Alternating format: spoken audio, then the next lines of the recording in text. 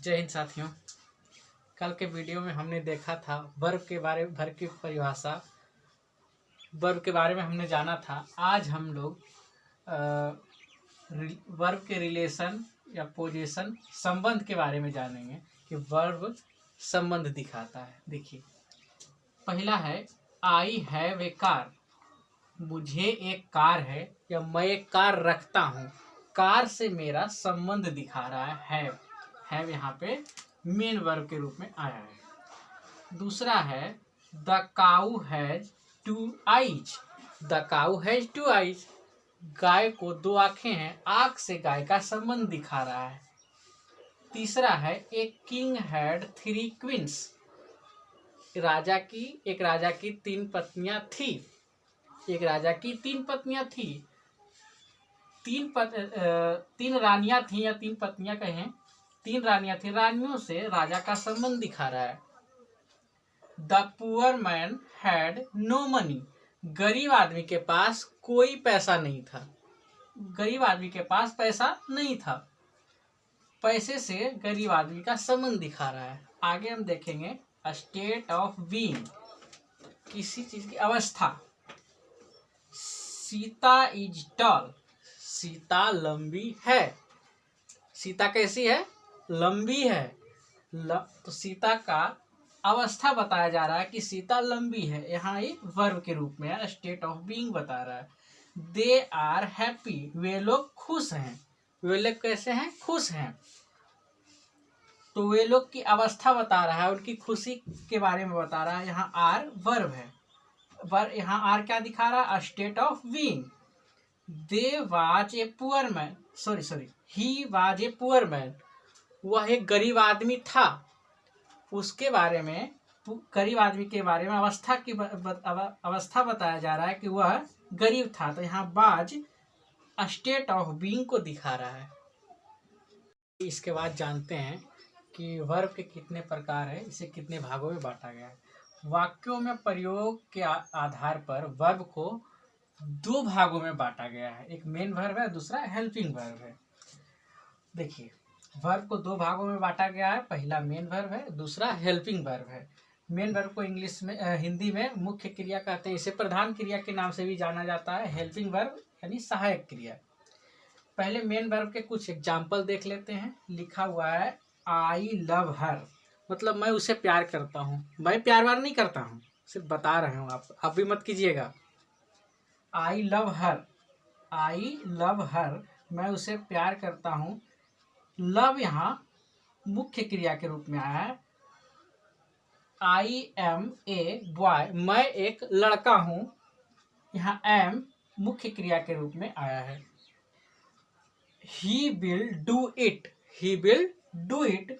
He will do it, वह इसे करेगा। यहाँ डू मेन वर्ब के रूप में आया है। विल इसके पहले ऑक्सिलरी वर्ब है।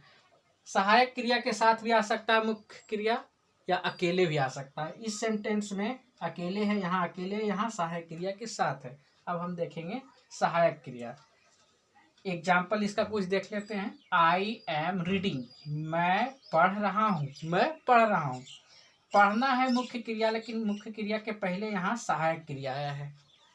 ही विल गो, वह जाएगा। जाना मुख्य क्रिया है और विल यहाँ सहायक क्रिया। हम यहाँ देख रहे हैं कि सहायक क्रिया जनरली मुख्य क्रिया से पहले लगाया जाता है। इस बात को आप ध्यान रखेंगे। यू शुड डू इट, तुम्हें यह करना चाहिए। शुड यहाँ हेल्पिंग वर्ब है। अभी हमने वर्ब को 2 भागों में बांटा, मेन वर्ब और हेल्पिंग वर्ब। आइए उसका डिफिनेशन, इंग्लिश डिफिनेशन और उसके एग्जाम्पल को देखते हैं। देखिए, मेन वर्ब, हेल्पिंग वर्ब। पहले मेन वर्ब पढ़ते हैं।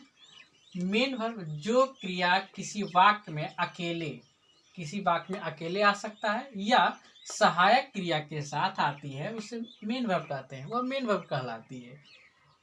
द वर्ब यूज्ड अलोन और टुगेदर, एलोन भी, अकेले भी हो सकता है या साथ में भी हो सकता है। With helping verbs are called main verb.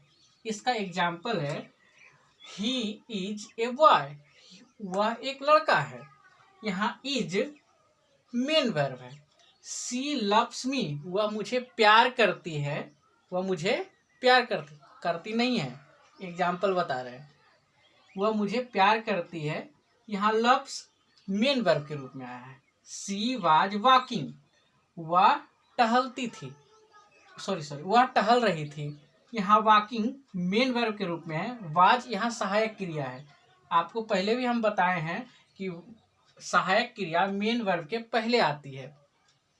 अब आई शैल कम, मैं आऊँगा। आई शैल कम, मैं आऊँगा। यहाँ कम मेन वर्ब के रूप में है, शैल हेल्पिंग वर्ब के रूप में है। आइए देखते हैं हेल्पिंग वर्ब। जो क्रिया टेंस, वॉइस, मूड इत्यादि के निर्माण में प्रधान क्रिया की सहायता करती है। मेन वर्ब, हेल्पिंग वर्ब का काम ही है हेल्प करना। किसका हेल्प करेगी? मेन वर्ब का हेल्प करेगी, वह हेल्पिंग वर्ब कहलाती है। A helping verb is one which helps the main verb to form a tense, voice, mood etcetera. Examples देखेंगे इसका। एग्जाम्पल में है they are playing, they are playing, वे लोग खेल रहे हैं।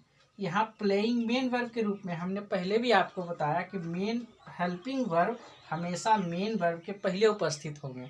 यहाँ आर मेन वर्ब है। योर ब्रदर हैज कम, तुम्हारा भाई आए। योर ब्रदर हैज कम, यहाँ हैज हेल्पिंग वर्ब के रूप में है, कम मेन वर्ब के रूप में है। You should go there, you should go there, तुम्हें वहाँ जाना चाहिए। शुड यहाँ मेन वर्ब के रूप में, सॉरी हेल्पिंग वर्ब के रूप में है। गो मेन वर्ब है और गो मेन वर्ब के पहले ही हमेशा हेल्पिंग वर्ब उपस्थित होगा। आई विल बीट यू, मैं तुम्हें अवश्य पीटूंगा, डरिए नहीं, नहीं पीटूंगा। विल यहाँ हेल्पिंग वर्ब है और बीट यहाँ मेन वर्ब है। आइए इसके बाद कुछ एक्सुअलरी वर्ब के बारे में देखते हैं। निम्नलिखित एक्सुअलरी वर्ब्स हैं, इनका प्रयोग हेल्पिंग वर्ब के रूप में होता है। जैसे देखते हैं am, is, are, was, were, do, does, did, have, has, had, shall, will, can, could, may, might, must, ought, should, would, need, dare, used to, ये सभी एक्सुअलरी वर्ब हैं। लेकिन इनमें से am, is, are, was, were, have, has, had, do, does, did, need और dare ऐसे verb हैं जो कभी मेन वर्ब की तरह प्रयुक्त हो जाते हैं तो कभी हेल्पिंग वर्ब की तरह प्रयुक्त हो जाते हैं। इसको अगर और बेहतर समझना है तो एग्जाम्पल देखते हैं। देखिए he is ready, he is ready, यहाँ इज हम मेन वर्ब के रूप में देख रहे हैं, लेकिन इसके जस्ट नीचे ही इज गोइंग, वह जा रहा है, यहाँ इज हेल्पिंग वर्ब के रूप में आ गया है। आइए कुछ और एग्जाम्पल को देखते हैं। डिड सी कम, डिड सी कम, यहाँ डिड हेल्पिंग वर्ब के रूप में है। दे डिड दिस, यहाँ डिड मेन वर्ब के रूप में है। लेकिन अब बात आती है कैसे हम पहचानेंगे कि कोई सेंटेंस में मेन वर्ब है या कोई हेल्पिंग वर्ब, कैसे पहचानेंगे? तो इसके लिए हम नोट नंबर 1 देखेंगे। यदि किसी वाक्य में एक ही क्रिया हो, यदि किसी वाक्य में एक ही क्रिया हो तो वह क्रिया मेन वर्ब कहलाती है। आप गाँव में कहावत सुने होंगे, जेकर एक के बेटा हो सब संपत्ति ओकरे न मिलेगा, तो बस वही मेन वर्ब भी है। अगर किसी सेंटेंस में एक वर्ब भी हो तो वही मेन वर्ब हो जाएगा। देखिए जैसे एक एग्जाम्पल देखते हैं। I have a car, I have a car, यहाँ हैव मेन वर्ब के रूप में है क्योंकि यहाँ एक ही वर्ब है। सी इज ए स्टूडेंट, वह एक स्टूडेंट, वह एक छात्रा है, यहाँ इज मेन वर्ब के रूप में है क्योंकि इसमें एक ही वर्ब है। आइए अब नोट 2 देखते हैं। हमने नोट 1 पढ़ लिए हैं हम लोगों ने। नोट 2 में देखते हैं, यदि किसी वाक्य में 2 या 2 से अधिक, 2 भी हो सकता है या उससे ज़्यादा भी हो सकता है, वर्ब्स एक साथ प्रयुक्त हों तो सबसे अंत में आने वाला वर्ब मेन वर्ब कहलाएगा। पहले आने वाला वर्ब सारा हेल्पिंग वर्ब होगा, जो लास्ट में आएगा वही केवल मेन वर्ब कहलाएगा, और अन्य वर्ब हेल्पिंग वर्ब कहलाएंगे। आप जानते हैं, आप पढ़ भी चुके हैं। आइए इसको एग्जाम्पल से क्लियर करते हैं। आई हैव बीन रीडिंग, मैं पढ़ता रहा हूँ। इसमें यहाँ आपको हेल्पिंग वर्ब दिख रहा होगा, यहाँ हेल्पिंग वर्ब, लेकिन रीडिंग लास्ट में आया है, इसलिए हैव हेल्पिंग वर्ब है, विन हेल्पिंग वर्ब है, और रीडिंग मेन वर्ब है, क्योंकि सेंटेंस के लास्ट में आया है रीडिंग, इसलिए मेन वर्ब है। दूसरा एग्जांपल देखते हैं। I have been a teacher, मैं एक शिक्षक रहा हूँ। यहाँ हैव हेल्पिंग वर्ब के रूप में है, बीन मेन वर्ब के रूप में है, क्योंकि बीन के बाद अब कोई वर्ब नहीं दिखेगा आपको, इसलिए विन यहाँ मेन वर्ब के रूप में है। इसके बाद इस स्लाइड के बाद हम इसका एक्सरसाइज करेंगे, तो एक्सरसाइज के लिए आप लोग रेडी रहेंगे।